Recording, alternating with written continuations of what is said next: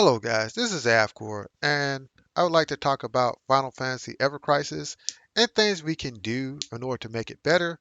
So I made this short little clip that I'll go through at least 6 ideas of what I think will really help this game. Because we're at an impasse due to the fact that this crossover was so bad, I really questioned the future of this game. And I am a big Final Fantasy fan. I'm a big fan of Barrett. Everybody knows that. If you look at my character, my best character is Barrett. So for me, I do want this to succeed. And here are my thoughts. I looked through the community and I saw some ideas, but after this video, if you think I was wrong about something or I should expand it on something, please let me know. Let's get into it.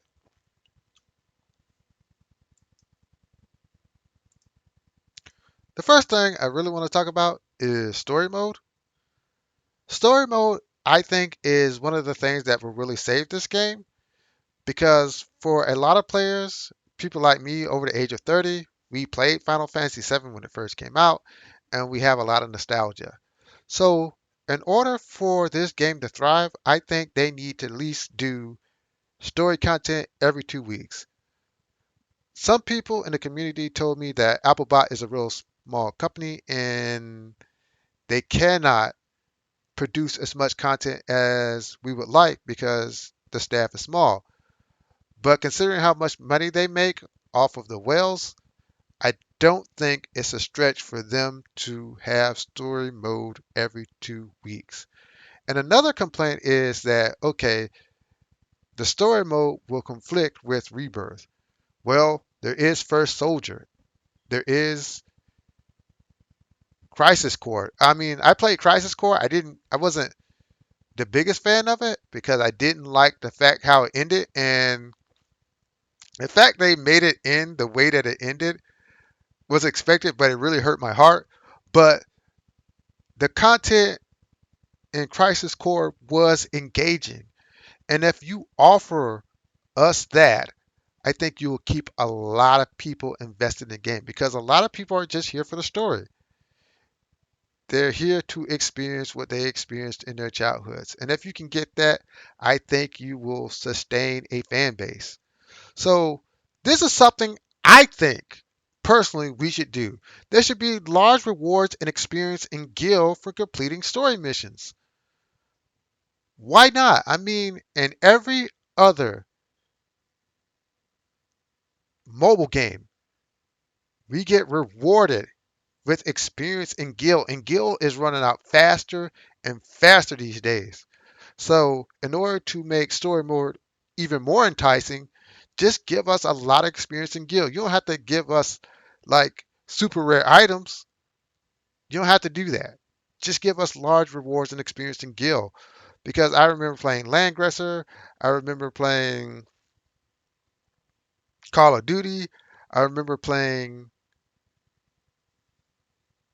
Let me think. I remember it. Honkai Star Rail, and they reward you with experience and money for doing story mode. There's nothing wrong with that. I think this is something that we should do. And another thing, we should be rewarded in better stat materia. Say, for instance, we get cure material that has HP on it. There's nothing wrong with that. You're not stretching the game by rewarding us with a piece of material that gives you plus 3% HP. It's not a stretch. And I think if you do this, this will really help the game. So, use all the characters. This is a big deal for me because I'm a huge Barrett player. And if you look at the schedule, Barrett's not getting a costume till probably next year. That's garbage. And if you look at the costume for Lucia, it was terrible. It's just a variation of her original costume. So I thought that the devs really cheated us on that. And I actually like Matt, but why don't you just reward us for liking certain characters? So here are some ideas I think would help. Start defining character roles. Not every character should be able to do everything. Tifa, Zack, Cloud, Aerith. I mean, there are characters in this game that are just leagues ahead of certain characters like Lucia, Barrett, Red 13. They're good characters, but their roles are so limited that you can always find something that Cloud, Tifa, Aerith, and Sephiroth can do better than them. So for me, give them something that they're good at. Define them roles that they're good at. Not every character can be the best DPS. But when you have Tifa being a debuffer, a healer, a DPS, and a support, it's kind of crazy because every clear you see content creators do, she's in it. So that would help. And why don't you expand the character story arcs? We only have Cloud, Tifa, and Aerith.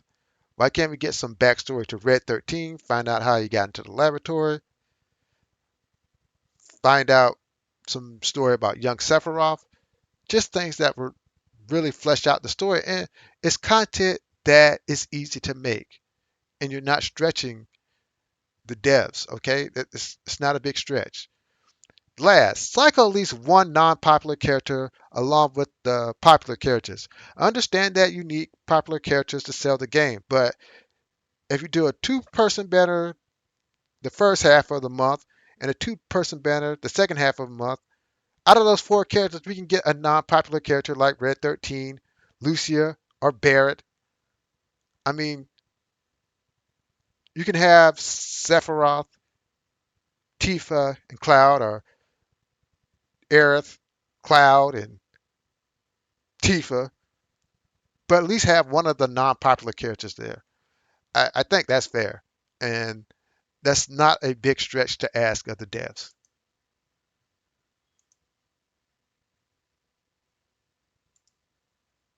So another thing, expanding dungeons. I think expanding dungeons is one of the best things you can do without stretching the creative juices for the devs.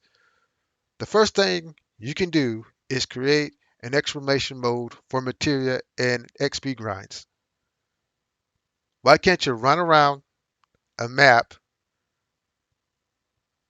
fight so many monsters, and get XP for it? There's nothing wrong with that.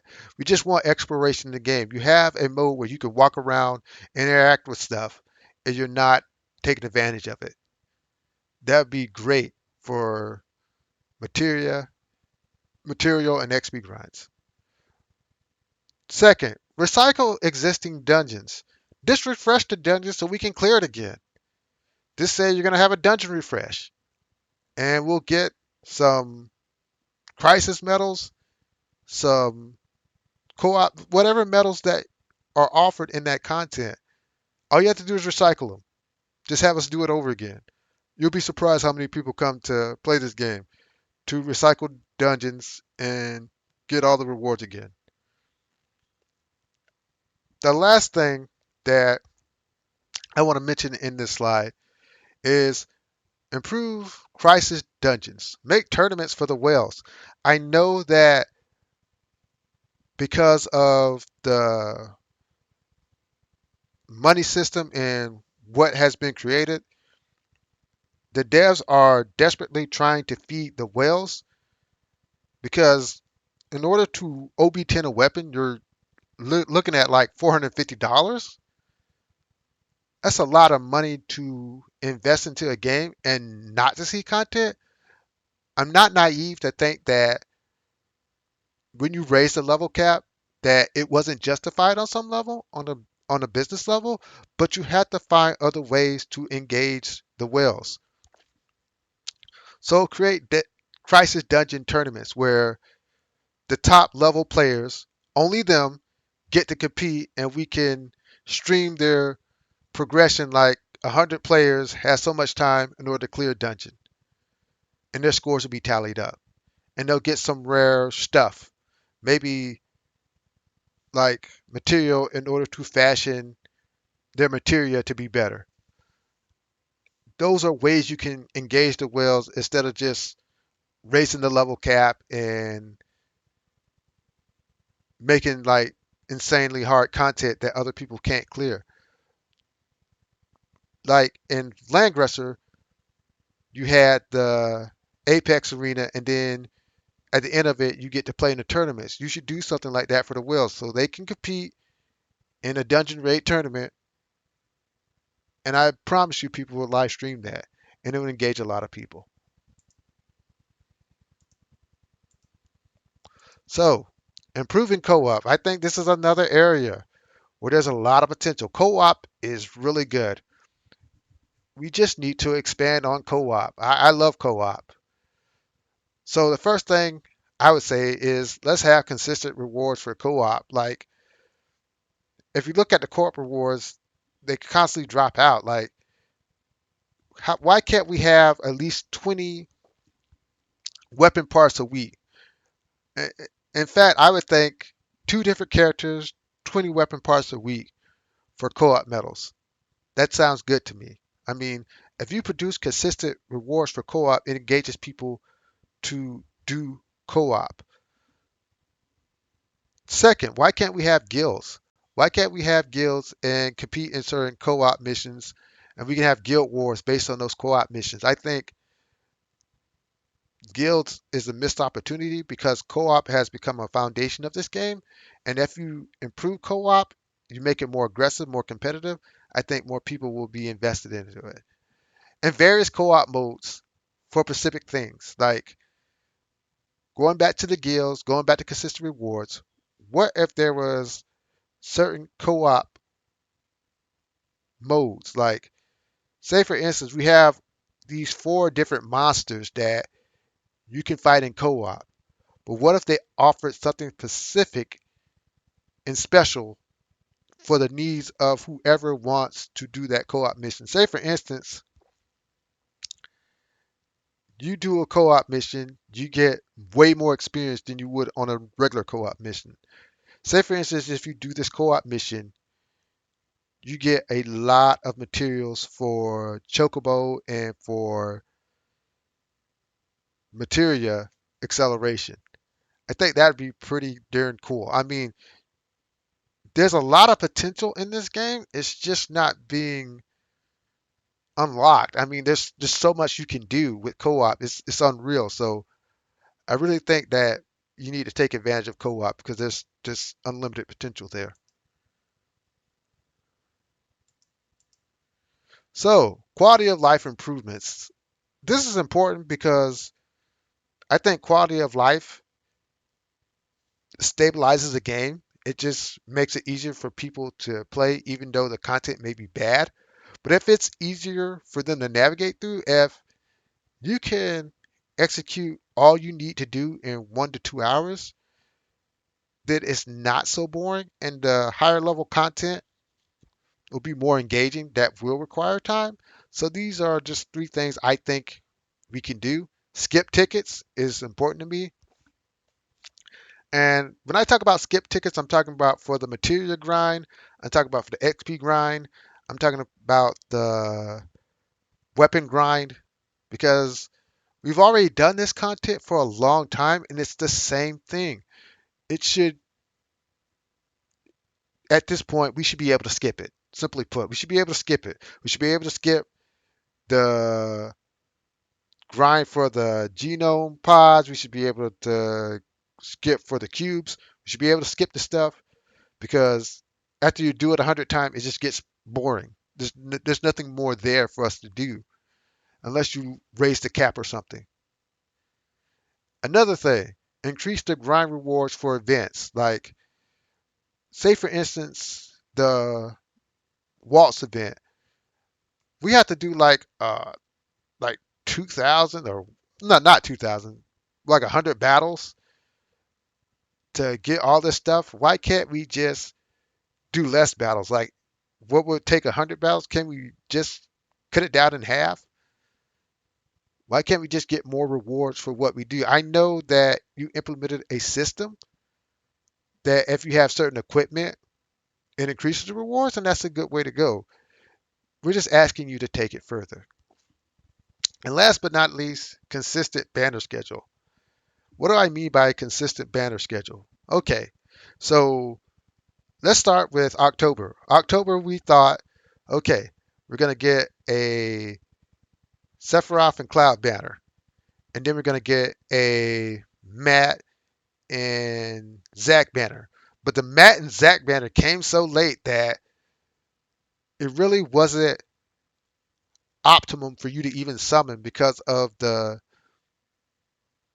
time placement. Because crossover came like a week afterward, so you really didn't have time.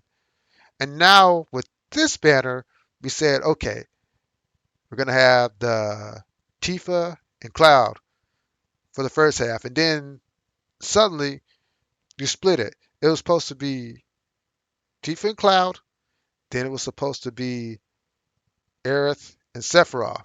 But now we're getting just Aerith, and then we're getting Sephiroth. Cash grab. That's all I'm saying.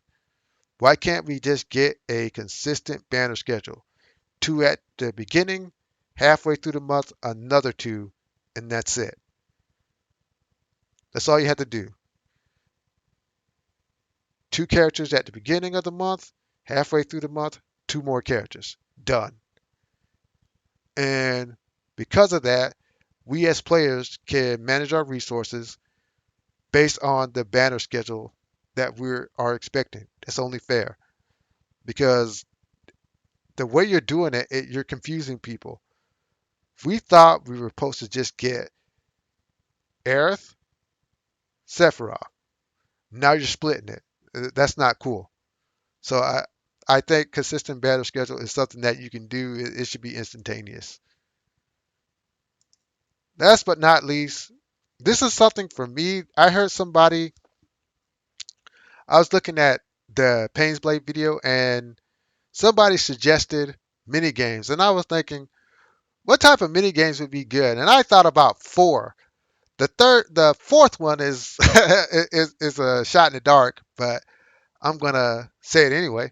So Chocobo Racing. Chocobo Racing, I think, is something that should be an extension of what we're already doing. We already have chocobos in the game, so why can't we just race them? Why can't we just take these chocobo? We got mountain chocobos, we got grassland chocobos, and we got water chocobos. Why can't we just race them? Why can't we have a little mini game where we race them and get certain items? Because mini games breaks the lull of the constant grinding that we're doing, and I think chocobo racing would be good. Fort Condor. I actually played Fort Condor a lot when I was a kid because I just had more time on my hands, and I thought the tower defense game was really good. So for this, I think this is really good. I think we should have Fort Condor. I don't know if it will pass, but for me, that would be really good. 3D Battler, I think would be like kind of but this is something that was in the game and it was mildly fun to me.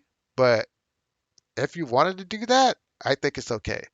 Triple Triad for me is a shot in the dark, but I think this would be one of the best